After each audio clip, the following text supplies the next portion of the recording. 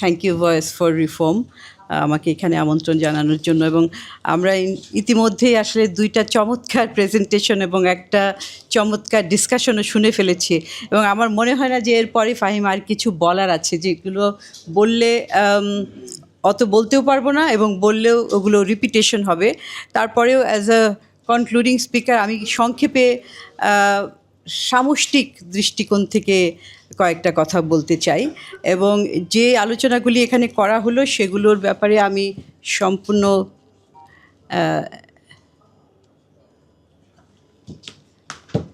একমত হয়েই বলছি।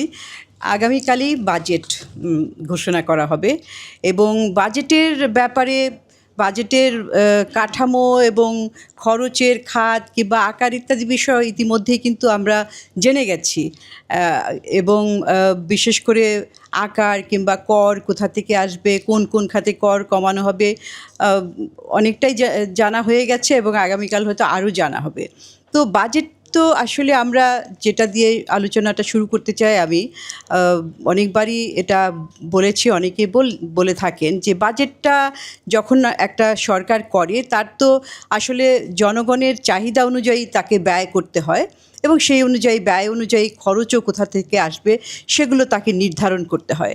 কিন্তু বাজেটের একটা বড় দর্শনও থাকে।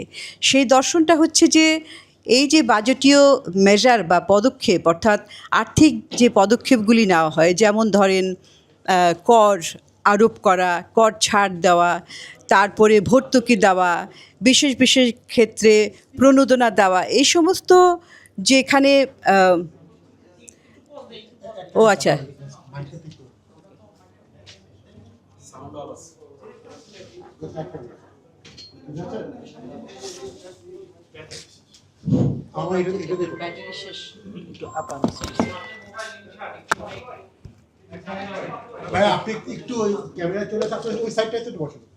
কি কোন পর্যন্ত হয়েছিল আবার? আচ্ছা, হ্যাঁ, অনেক ধন্যবাদ। আমি যেটা বলছিলাম যে আমাদের সামনে একটি বাজেট, আর একদিন পরেই বাজেট ঘোষিত হতে যাচ্ছে। সেখানে বাজেটের আকার কিংবা বাজেটের মূল খাতে কত খরচ হবে, কোথা থেকে কর আসতে পারে, কোথা থেকে অর্থায়ন হবে, এবং কী ধরনের কর ছাড় কিংবা কর আরোপ করা হবে তারও কিছু ইঙ্গিত পাওয়া গেছে। তো এগুলো তো সরকারের একটা কাঠামো, ফিসক্যাল ফ্রেমওয়ার্ক এটার মধ্যে করে থাকেন। মূল উদ্দেশ্য হচ্ছে যে আসলে সরকার জনগণের চাহিদা মেটাতে যে কিভাবে সে কোন কোন জায়গায় ব্যয় করবে এবং কোন কোন জায়গা থেকে সেই ব্যয়ের অর্থটা আহরণ করবে।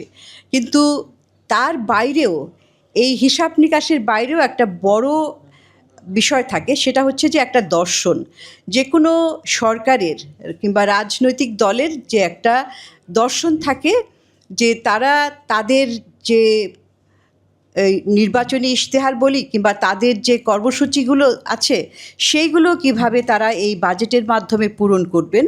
এটি একটি আরেকটা গুরুত্বপূর্ণ বিষয়, যেটা আমরা আলোচনা করছি যে সামাজিক নিরাপত্তাটা কেন দরকার হয়। মূল বিষয়টাই তো হচ্ছে যে সমাজে যারা পিছিয়ে থাকে তাদের জন্য সরকারের পক্ষ থেকে একটু স্বস্তি দেওয়ার চেষ্টা। তো বাজেট সেখানে কিভাবে রেলিভেন্ট হয়, বাজেটের একটা উদ্দেশ্য থাকে যে রাজস্ব ব্যবস্থা কিংবা রাজস্ব পদক্ষেপের মাধ্যমে সমাজে যে বৈষম্য, সেই বৈষম্যগুলোর একটা কমানোর একটা চেষ্টা, খুব যে হয় তা না। সেটা কিভাবে, যে আপনার কর ব্যবস্থা কিংবা কর ছাড়, কর আরোপ, ভর্তুকি, প্রণোদনা ইত্যাদির মাধ্যমে।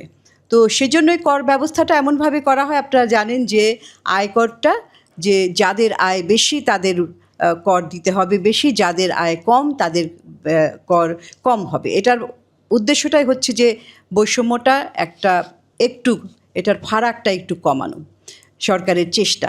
তো এইভাবে, কারণ আরেকটা বিষয় হচ্ছে যে সমাজের বিভিন্ন জনের চাহিদা বিভিন্ন রকম, সেই চাহিদা অনুযায়ীও সরকার সেই বাজেটে তাদের জন্য বরাদ্দ রাখে। এখন আমরা দেখছি যে আলোচনায় সবাই বলেছেন যে আমাদের দেশে যে এই যে একটা বৈষম্য বাড়ছে, আবার সাম্প্রতিককালে দারিদ্র্য বাড়ছে, বিভিন্ন ধরনের অভ্যন্তরীণ এবং বহির্বিশ্বের যে চাপ কিংবা শক, সেইটার কারণে কিন্তু আমরা দেখছি যে এখানে দারিদ্র্য বাড়ছে। আর বৈষম্যের ব্যাপারে উন্নয়ন যখন হয়েছে, প্রবৃদ্ধি যখন হয়েছে, তখনও কিন্তু আমাদের প্রবৃদ্ধির একটা বৈশিষ্ট্য, নেতিবাচক বৈশিষ্ট্য ছিল যে প্রবৃদ্ধির পাশাপাশি বৈষম্য বাড়ছে। এটা একটা বিশ্বব্যাপী ট্রেন্ডও বটে। অনেক উন্নত দেশেও কিন্তু বৈষম্য বেশি, অনেক উচ্চ হারে থাকে। তো সেইটার জন্য সরকারের যে দায়বদ্ধতা, যারা দরিদ্র, যারা নিম্ন আয়ের, যারা কিংবা ভালনারেবল, একেবারে ঝুঁকিপূর্ণ মানব গোষ্ঠী আছে, তাদের জন্য সরকার তার অর্থায়ন নিজস্ব উৎস থেকে তারা অর্থায়ন করে থাকে, অর্থাৎ তার কোষাগার থেকে এই বরাদ্দটা রাখে। আমাদের দেশে কিন্তু সামাজিক সুরক্ষা কর্মসূচি অনেকগুলো আছে, সেটা আমরা শুনেছি, এবং অনেক বছর থেকেই বেশ কিছু কর্মসূচি, 100টার উপরে তো অনেকগুলো আছেই। এখানে দেখেছেন যে 115টা, গত অর্থ বছরে এটা কমিয়ে 95টার মতো সম্ভবত রাখা হয়েছে। তো এতগুলি কর্মসূচি নিঃসন্দেহে কিছু না কিছু স্বস্তি দিয়েছে মানুষকে, কিন্তু সবার আলোচনা থেকে এবং আমরাও বিশ্লেষণ করে বারবার দেখি যে সেইটা থেকে উপকারটা যেই ধরনের আসার কথা ছিল সেটা হচ্ছে না। তো সেখানে কোনো সমস্যা রয়েছে যে যে মূলত যে যারা পাওয়ার কথা তারা পায় না, যারা পাওয়ার কথা না তারা পাচ্ছে, এক্সক্লুশন এবং ইনক্লুশন এরর থাকে। সেটার জন্যই বলা হয় যে আসলে টার্গেটিংটা খুব গুরুত্বপূর্ণ। সেটার আমরা রাজ্জাকের প্রেজেন্টেশনে দেখেছি যে কিভাবে এই টার্গেটিংটা হচ্ছে এবং কারা পাচ্ছে পরিষ্কারভাবে, এবং সারওয়ারের এখানে রুবায়েতের প্রেজেন্টেশনেও দেখেছি যে সে খুব স্পষ্টভাবে উল্লেখ করেছে যে টার্গেটিংয়ের বিষয়টা এবং পাওয়ার বিষয়টা। তো এখানে একটা বিষয় হচ্ছে যে আসলে কল্যাণমুখী রাষ্ট্র কিংবা কল্যাণ রাষ্ট্রর প্রেজেন্টেশনে বলার চেষ্টা করা হচ্ছে, আমার কাছে যেটা আমরা সাধারণভাবে বুঝে থাকি সেটা হচ্ছে যে আসলে কল্যাণমুখী রাষ্ট্রটা তো শুধুমাত্র আসলে ভাতা দিচ্ছে সেটা না। আমরা এখানে যে 4টা ক্যাটাগরির কথা বলল রাজ্জাক, যে বিভিন্ন পর্যায়ে আছে এক একটা দেশ কল্যাণমুখী হওয়ার ক্ষেত্রে, একদম আদর্শিক একটা কল্যাণ রাষ্ট্র, সেখানে কি হবে, শুধুমাত্র ভাতা না, সেইখানে মানুষকে আসলে একটা মিনস দেবে, একটা সক্ষমতা দিবে। অর্থাৎ সেই ধরনের সক্ষমতা যখন কিনা কোনো ধরনের শখ আসে, তখন সেটা কিছুদিন হলেও সে নিজের পায়ের উপর দাঁড়িয়ে কিছুদিন বেঁচে থাকতে পারে। সেই রকম মনে করেন যে আমাদের দেশে যারা নিম্ন আয়ের কাজ করে থাকে, কোভিডের সময় আমরা দেখেছি অনেকেই চাকরি হারিয়েছে, তারপরে তারা অনেকেই কিছুদিন পর্যন্ত সঞ্চয় ভেঙে খেতে পেরেছে, অন্যরা পারেনি। অর্থাৎ কোনো ধরনের শখ আসলে তারা কিন্তু সেই শখটাকে বেশি দিন অ্যাবজর্ব করে টিকে থাকতে পারে না। কিন্তু কল্যাণমুখী রাষ্ট্রের সেটাই উদ্দেশ্য থাকে যে তারা যাতে এইরকম শখ আসলে তাদের একটা ভিত্তি থাকে তাদের। এবং আমরা জানি যে একটা অমর্ত্য সেনের একটা বিষয় আছে, একটা কথা আছে যে উনি যখন বলছিলেন যে আসলে আমরা তো শুধুমাত্র প্রবৃদ্ধি, উন্নয়ন এগুলোর উপরে দেখি মাথাপিছু আয় কত বাড়লো, কিন্তু মূল বিষয়টা হচ্ছে যে ক্যাপেবিলিটি, অর্থাৎ সক্ষমতাটা। মানুষকে সক্ষমতাটা দিতে হবে, তাকে শিক্ষা, তারপরে তার দক্ষতা, তার স্বাস্থ্য, এগুলো যদি থাকে তাহলে তার একটা মিনস হয়। তো কিন্তু তারপরেও অবশ্য থাকে যে আমাদের মতো দেশে আপনার শিক্ষাও আছে কিংবা সুস্বাস্থ্যের অধিকারী, কিন্তু কাজ নাই। তার মানে হচ্ছে যে অর্থনীতির সেই রকম একটা সক্ষমতা নাই যে কিনা প্রচুর পরিমাণে কর্মসংস্থান সৃষ্টি করতে পারে। তো আসলে কল্যাণমুখী রাষ্ট্র হওয়ার জন্য যে পূর্ব শর্তগুলো, সেইগুলো কিন্তু আমাদের নাই। এবং এইখানে 4টা ক্রাইটেরিয়া, ওয়েলফেয়ার স্টেটের ফাউন্ডেশন, সেটা এইখানে উল্লেখ করেছে রুবায়াত, এবং আসলে কোনোটাই আমাদের এখানে নাই। তো সেটাই করার জন্য যেতে হবে আমাদেরকে, যে আমাদের পূর্ব শর্তগুলি করার। পূর্ব শর্তের মধ্যে আমি খুব বেশি যাব না, আমি শেষ করব খুব সংক্ষেপেই। সেটা হচ্ছে যে আমাদের কি প্রয়োজন আসলে। প্রথমেই প্রয়োজন হচ্ছে যে সরকারের হাতে যথেষ্ট পরিমাণ অর্থ আছে কিনা।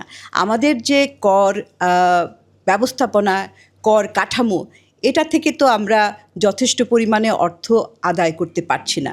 সেই কারণে সরকারের যে বিভিন্ন খাতে ভৌত অবকাঠামো, সামাজিক অবকাঠামো এগুলাতে ব্যয় করতে যেয়ে সেখানে আসলে প্রায়োরিটাইজেশন করতে হয়। প্রায়োরিটি যখন করা হয় তখন কিন্তু সামাজিক নিরাপত্তা কর্মসূচি সেখানে খুব একটা আমরা উল্লম্ফন দেখি না, যেমনটা দেখি না শিক্ষা স্বাস্থ্যক্ষেত্র। কারণ আমাদের তো চাহিদা আবার ভৌত অবকাঠামোর দিকে। বড় বড় অবকাঠামো তৈরি না হলে, পাবলিক এক্সপেন্ডিচার না হলে, পাবলিক উন্নয়নে ব্যয় না হলে সেখানে কর্মসংস্থান তৈরি হবে না। এই যে একটা টানাপোড়েন, সেই টানাপোড়েনের জন্য কিন্তু সামাজিক সুরক্ষা খাতেও যথেষ্ট পরিমাণে অর্থায়ন হয় না। তারপরে অনেকেই বলেছেন যে এটার ডিস্ট্রিবিউশনটা, বিতরণটাও কি হচ্ছে, যে এই প্রেজেন্টেশনে আছে যে ইম্প্যাক্ট কি ডিস্ট্রিবিউশন ভার্সাস ইম্প্যাক্ট। আসলে যতখানি আসলে ডিস্ট্রিবিউশন হচ্ছে, ইম্প্যাক্টটা কি সেরকম হচ্ছে? সেরকম হচ্ছে না। গ্র্যাজুয়েশন কতখানি হচ্ছে, পভার্টি থেকে গ্র্যাজুয়েশন কতখানি হচ্ছে?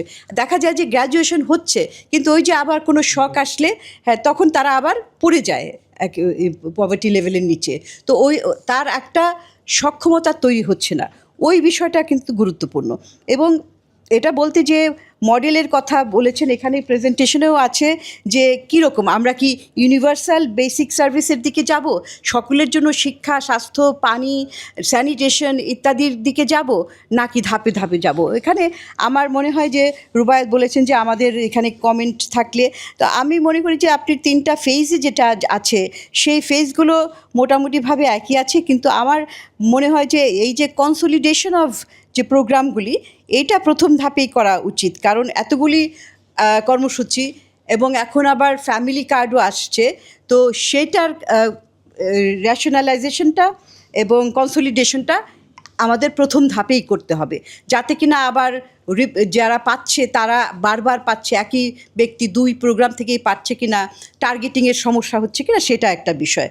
আর অবশ্যই টার্গেটের এই পর্যায়ে আমাদের টার্গেটেড সোশ্যাল প্রোটেকশনের বিকল্প নাই, সেইভাবেই করতে হবে। ইউনিভার্সালের এখন আমরা অনেক পিছিয়ে আছি। তৃতীয় বিষয়টা হচ্ছে যে গুরুত্বপূর্ণ, যে কিভাবে দেওয়া হবে সেই ডিস্ট্রিবিউশন ভালোভাবে করার জন্য প্রযুক্তির কথা অনেকেই বলেছেন। এবং উন্নত বিশ্বের দিকে না তাকালেও আমরা যদি প্রতিবেশী ভারতের দিকেও তাকাই, তাদেরও অনেক এরকম সামাজিক সুরক্ষা কর্মসূচি আছে, আধার, ধনজন কিংবা বেনিফিট ট্রান্সফার স্কিম আছে। তারপরে হচ্ছে হতদরিদ্রদের জন্য যে কর্মসূচি এটা হচ্ছে যে গ্যারান্টিড একটা এমপ্লয়মেন্ট কর্মসূচি আছে, সেইটা এগুলো কিন্তু, এবং ওইটা কিন্তু একটা পার্লামেন্টেও পাস করা আছে যে এটা একটা গ্যারান্টিড ইনকাম, অর্থাৎ বছরের নির্দিষ্ট সময়ে যখন খুবই খারাপ অর্থনৈতিক অবস্থা থাকে তখন তাদেরকে কাজ দিতে হবে।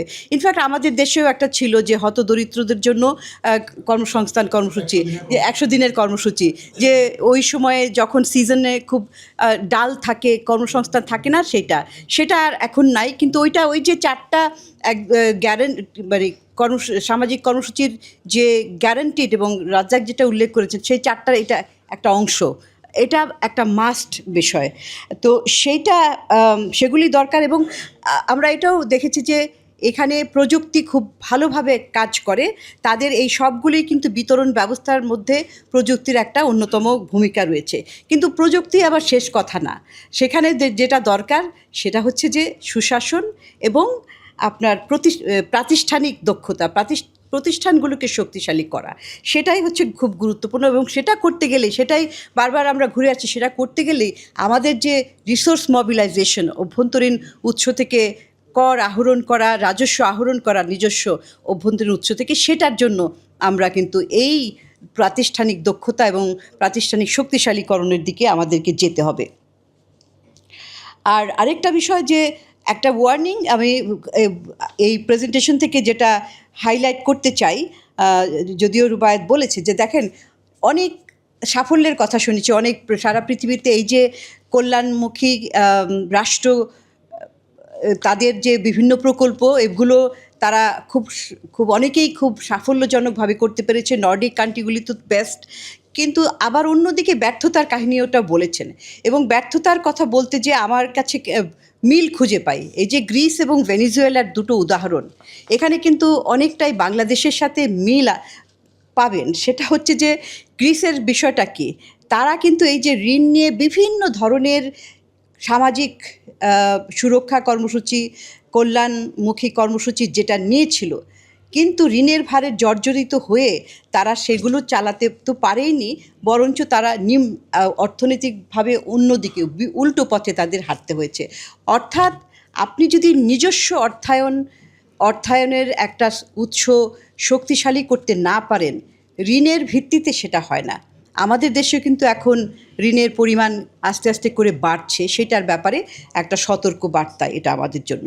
দ্বিতীয়ত হচ্ছে ভেনিজুয়েলা একটা পণ্যের উপরে, অর্থাৎ তেলের উপরে নির্ভর করে, তেল নির্ভর একটা দেশ, অনেক টাকা অর্জন করেছে তারা, কিন্তু ওই যখন তেলের থেকে আয় হয়েছে সেইটাকে ভিত্তি করে তারা অনেক ধরনের কর্মসূচি নিয়েছে, কিন্তু সেগুলোও সাস্টেন হয়নি, কারণ তেলের দাম তো ওঠানামা করে, যখন নেমে গেল তখন একটা ধস নামে।